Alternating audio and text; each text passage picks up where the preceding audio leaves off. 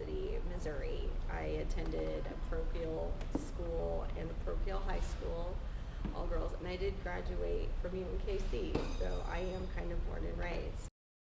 I'm from Los Angeles, California, and I was raised in a difficult home setting. So my mom suffers from mental illness, and both of my parents are recovering drug addicts. And I actually had a full functioning job, everything.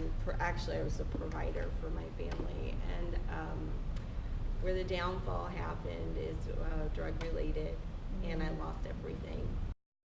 I was raised in a hostile environment filled with gangs and just people who don't communicate. So it was pretty difficult to be a part of the community when you felt like an outsider. So there was a lot of violence, there was a lot of hostility, there was a lot of not talking, and you kind of had to fend for yourself.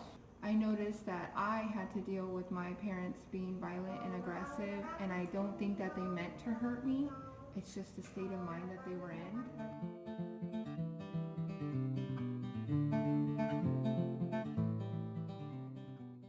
Her twin, my brother, committed suicide a few years back, and so I think our whole family just suffers. It was hard. She asked me to leave, so I was opening up to her about the difficulties I was going through drug addiction and financial problems, and I told her I wanted to change, and she just felt overwhelmed by my problems, and she asked me to leave because she didn't have an answer, and I think she was scared.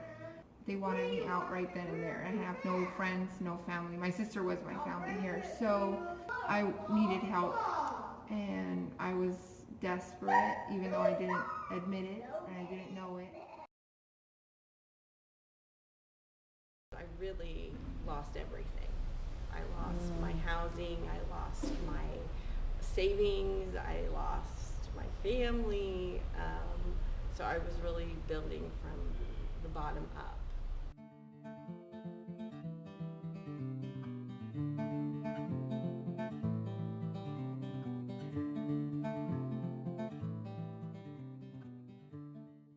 Being a single parent in any income bracket is a stressful situation. You don't have a support system necessarily in the home with you to co-parent with or help you co-regulate your child.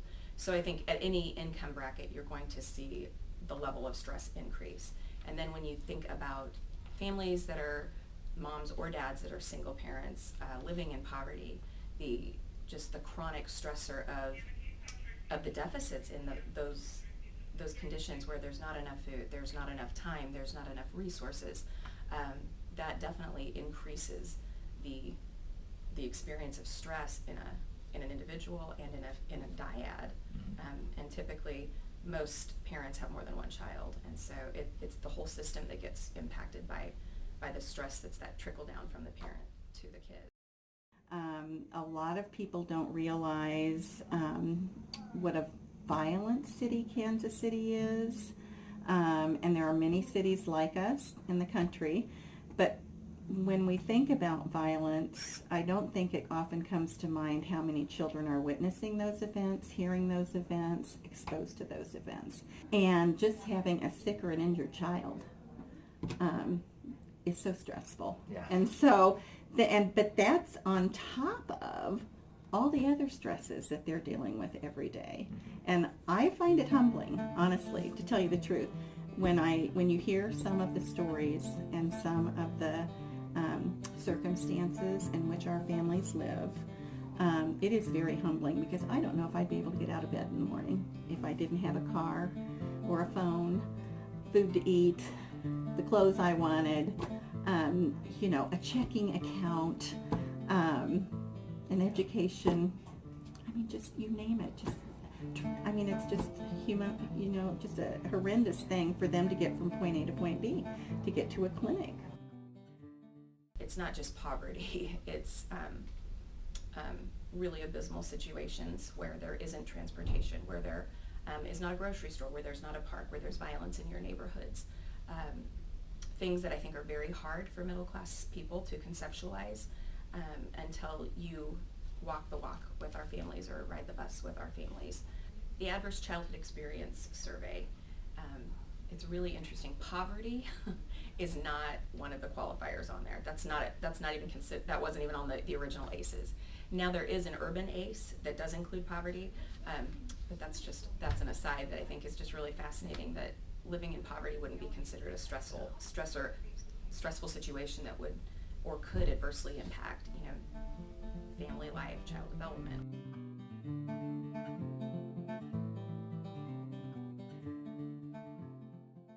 So the major stress for me was establishing housing and establishing clean and drug-free housing. Anytime somebody's has an unstable housing, they have trauma. Okay, so they're from a traumatic background. Because you don't have stable housing, that brings a whole different stress to the dynamics of financial. I am worried about, not having any savings. What happens if I pass away tomorrow and, God forbid, I don't have anything to give my children? Establishing a good job and starting to rebuild my savings is the biggest stress I have right now.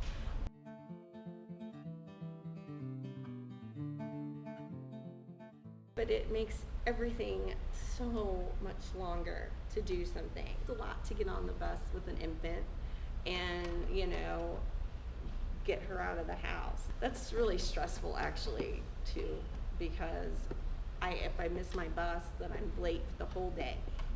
And we joke about saying the struggle is real. No, it really is real. It's a day-to-day issue when you're below the poverty level, because you have to always constantly remind yourself of every dollar that you have. How am I going to spend it? Do I hold on to it? Do I spend it now? Do I not spend it? I mean, you're constantly going over these budgets in your head, and it's like, gosh, my kid just wants, an ice cream cone. Why can't I afford an ice cream cone? You know what I mean? And you have to tell them, I can't afford it. You can't sugarcoat the issue. You have to literally tell them, we can't afford it this time. The biggest stress I have as a single parent that I go through daily is my communication skills with my son and not being overwhelmed by the stress of things that I can't control. It's hard. Sometimes I feel the stress from trying to keep up with a busy schedule, or trying to keep up with paying a bill and not having a busy schedule and having all that overwhelmed energy and feeling like I don't have time to play because I need to figure out how to solve problems that I can't solve. And it takes the joy out of the daily routine. The stress from feeling overwhelmed and powerless about the problems that I was facing, it left me with insomnia. I felt high anxiety, tension, irritability. Like I said, I didn't want to play with my son. I felt like I couldn't waste time. I needed to find out how I was going to pay the bills, or how I was going to figure out to fix the broken refrigerator, or whatever we were going through. So I did not have patience. I lost my kindness and my positivity. It was extreme negative. Right, so my son notices my mood without me having to verbalize anything. Even if I'm not thinking that I'm doing anything to show an emotion, he picks up on it like a sponge.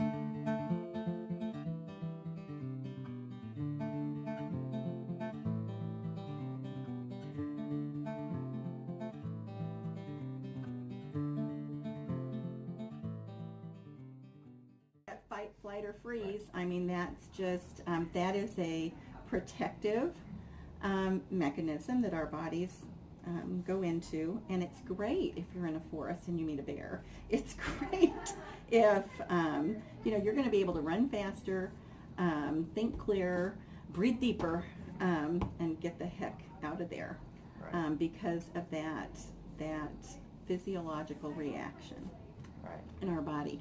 But those hormones, that cascade of hormones, hormones, adrenaline, and all the other hormones that are produced, if that happens over and over and over and over again, that becomes health damaging. It's not protective anymore. If you think about it, toxic stress, and we all have stress, but toxic stress is really no different than a disease, than a chronic disease. In those early years when they're exposed to something like that and they're feeling that fight, flight, or freeze, and all of these reactions are happening within their bodies, that's affecting their brain development. And the part of their brain that is hypervigilant, that is emotional, those connections in the brain keep getting stronger and stronger and stronger and stronger.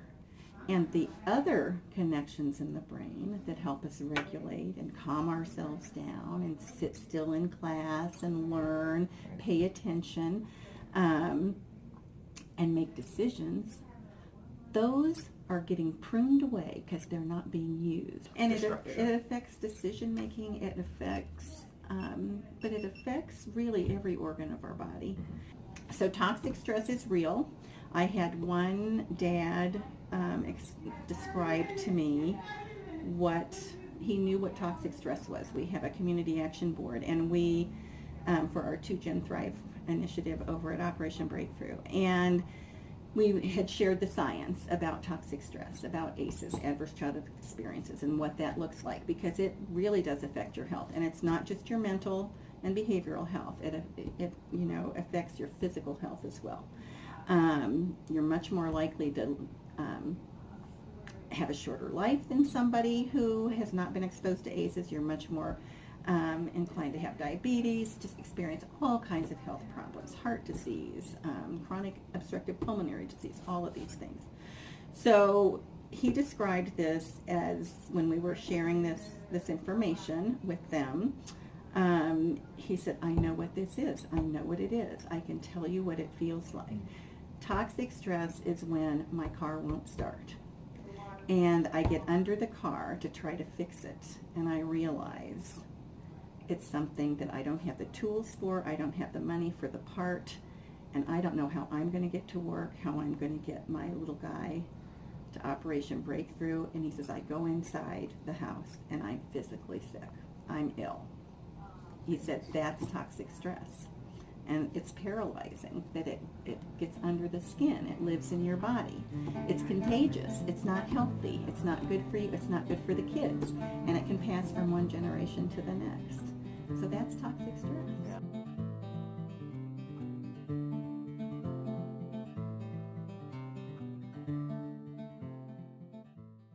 But what we find is our moms or our dads or our kids are living in a state of chronic arousal, where this cortisol is continually being pumped into their system, and their bodies become in this hyper-aroused state where there isn't an opportunity. When these kids go home, they're going to go and listen for gunshots, being ready to dive under their beds, worrying about food not being on the table. So these kids live in a chronic state of, am I going to be okay, and what's happening next? Their bodies don't have a chance to flush that cortisol out.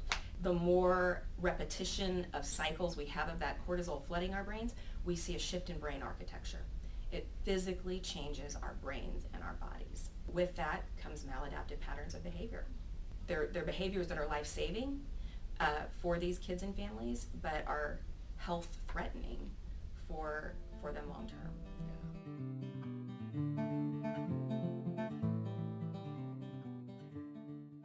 Trauma affects you in 2 different ways, like verbally, how you act, but your body actually has its own reaction to traumas, and we're lucky that she's been so young, but as she gets older, she still might have a reaction to us not being in a stable house for, if we were jumping around, like from month to month to month, or if I ever had to live in my car.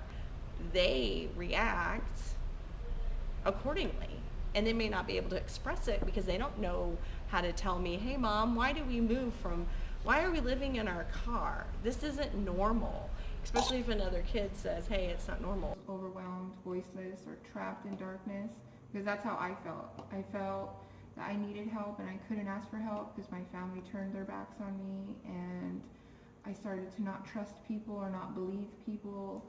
Do you feel that that still impacts you today? It does. It hinders my self-esteem and my value and my goals. So sometimes I'm feeling good and confident and strong, and then other times I'll get emotional and not having an explanation for anyone around me of what I'm going through. It's just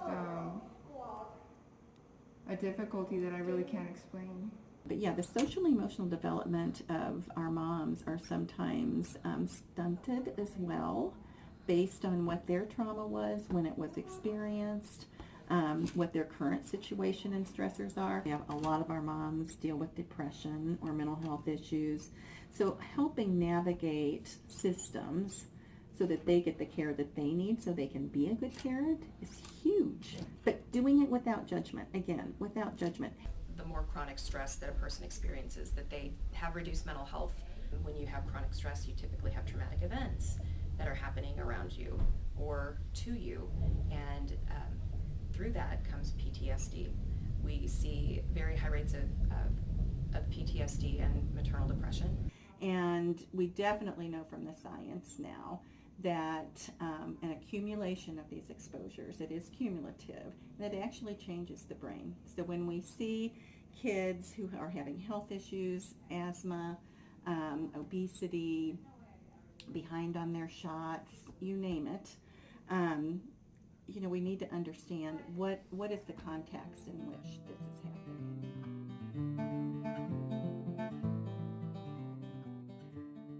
We're seeing parents that aren't able to regulate themselves due to the amount of chronic stressors that our parents have. We see reduced amounts of regulation.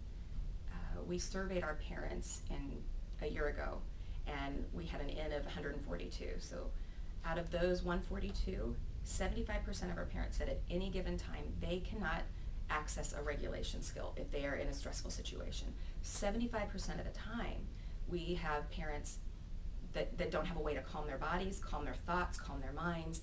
And so when you don't have a skill built in, your reaction is going to be very different than somebody that has the ability to stop or breathe or pause or just take a minute. Children are regulated or co-regulated by their parents. And if you've got a mom or a dad who's super stressed out and dysregulated, you're going to be seeing that child is a mirror for what the parent is experiencing.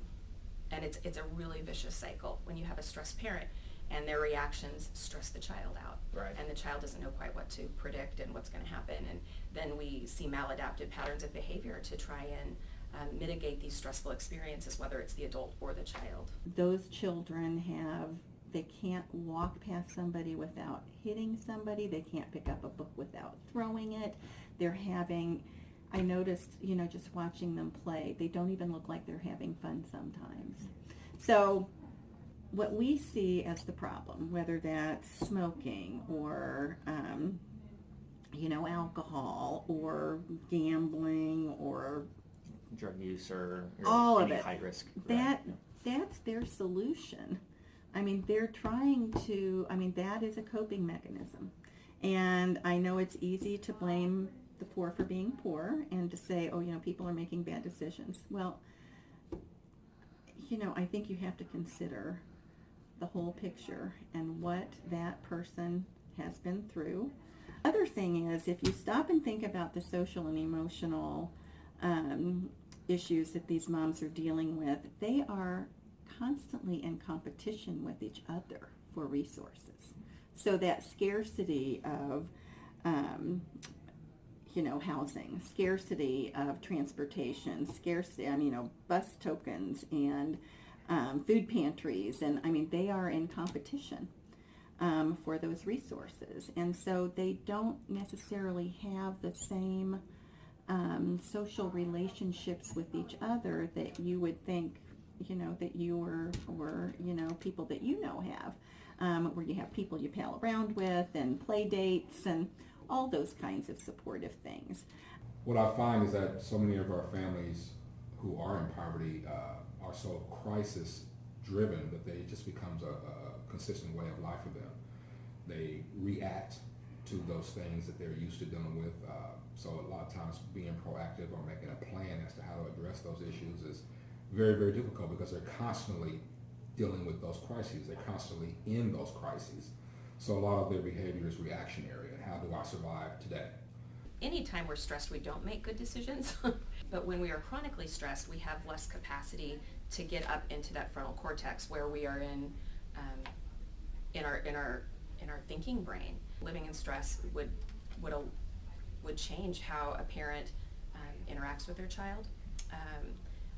Relationships are such a vital sign when it comes to assessing parent-child relationships and health outcomes that we see with our parents. There's a poverty of time where they don't have time to connect with their children, where they don't have other social supports. The opportunity is not there to play with their child. And the safe place might not even be there to play with their child if they're homeless and strangers are in the house, you know.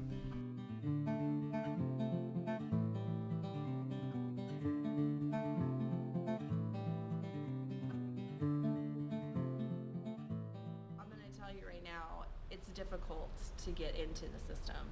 It was very difficult for me to get on TANF.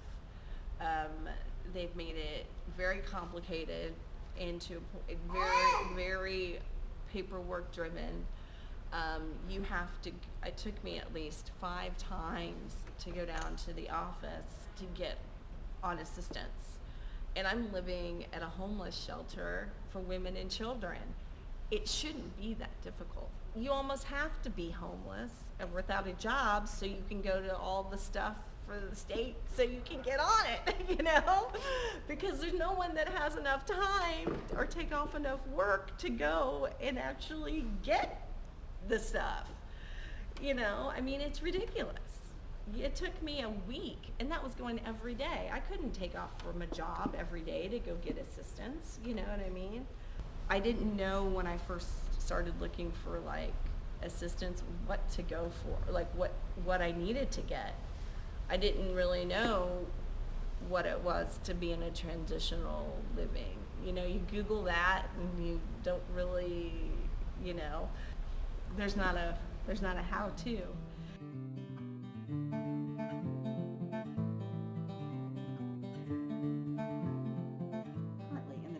Social work as the director of community programs, and at Children's Mercy those programs are home visiting programs. We have 3 home visiting programs. We have a team for infants endangered by substances on both the Missouri side and the Kansas side of the state line, and then we also have a Healthy Families America program.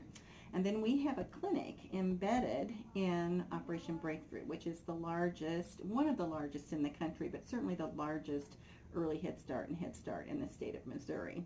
Pediatrics by nature, just by design, is a 2-generation model. We can't take care of kids without really addressing some of those concerns for their parents, and really partnering with them on parenting, partnering with them on finding the resources that they need, the education that they need. Operation Breakthrough really was the original 2-generation model. I mean, Sister Berta and Sister Carita knew they had to take care of parents if they were going to be taking care of kids. You know, early childhood education is key. I see this all the time at Operation Breakthrough. That sometimes is the most predictable part of a child's day. When a parent is unemployed or marginally employed, there's a food pantry, there's clothes closet for kids, for adults, there's GED classes, I mean, you name it, they've tried to build wraparound services to support these families. So it is a lifeline for many of these families, a lifeline for many of these families. We know that home visiting is one of the best interventions we can offer families at risk, one of the best. And again, I think the magic is in the relationship. I think that the intervention is the relationship.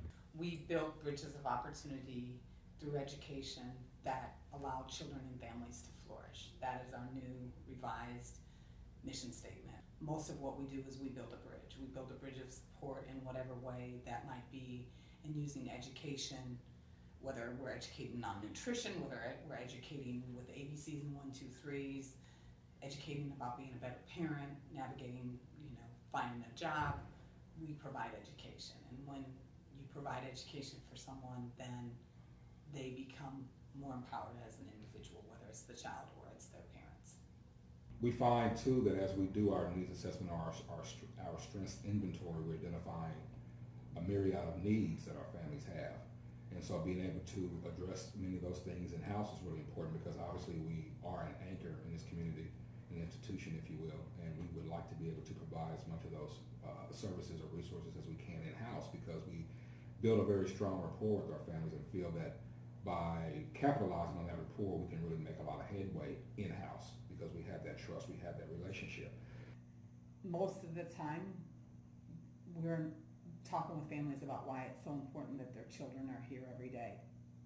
And an absence, behind every absence is some family challenge. It's not usually because the child's sick. It's not because they kept the child home so that they could just spend time with them on a day off. It's because something in an adult's life interfered with that child being here and being educated. Attendance patterns in school, they're created at this age. And so kids that don't attend our early childhood program will likely are not going to attend their elementary school as well as one would want as well. So let them know that, yes, I do have high expectations for you, because I see the strengths that you bring to the table, and that we all have those assets. Oftentimes you may see a family, just as an example, a family that may have 6 children, and you try to pat them on the back and you're doing a great job. And oftentimes our families don't get that kind word, because they might not fit a certain expectation, whatever the case might be. But I try to have something positive to say to everybody I encounter, because again, you never know what someone might be going through and what a kind word might do to help lift them out of that.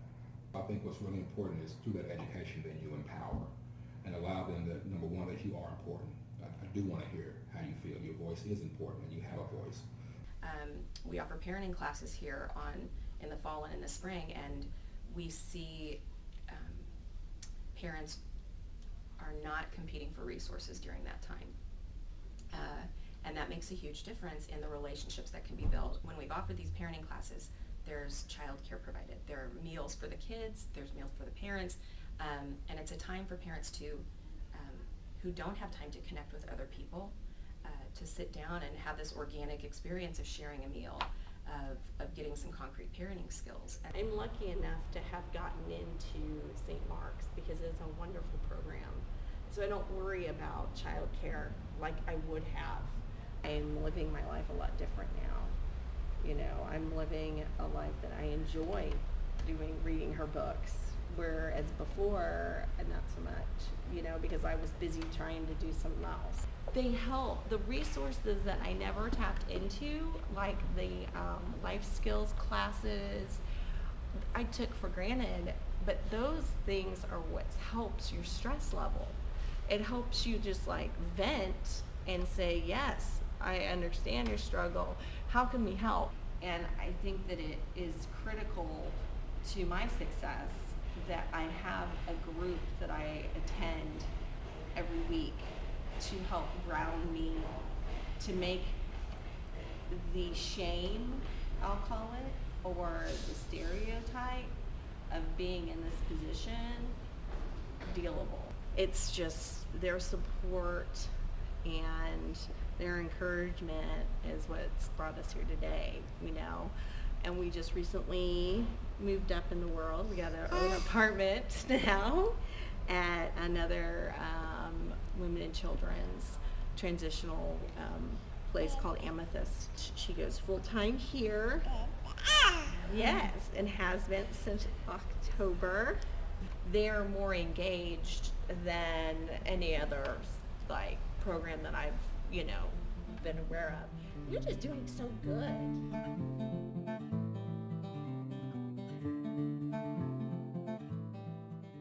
Or what do you There's a think? scarcity of resources, and the problem with poverty is that the only solution to poverty is that we all have to share our resources. The issue of poverty is really mostly, in my opinion, about what are we willing to give up to solve the challenge. We believe that just because you live in one of the poorest zip codes in the county doesn't mean that that should be a predictor of your life outcome. Not any one discipline or any one institution can solve this problem. Nobody owns this. Nobody owns poverty. We're all in this. If we want to solve poverty, we can do it. There are solutions to poverty. We get the biggest bang for a buck if we are supporting young families and giving them the support they need to be good parents so that they can create healthy environments for their children. Because that will create health. It will. I guarantee it will create health. I'm convinced of that. It's not a handout. Right. It's not a handout. It's part of healthcare, or should be. If I could wave my magic wand, I think it would be every single person having a meaningful, positive relationship in their life and someone believing in them. Yeah. That doesn't cure poverty, but what that one relationship could do for that one parent will trickle down to other generations. And a point of contact and a point of support versus feeling isolated and alone.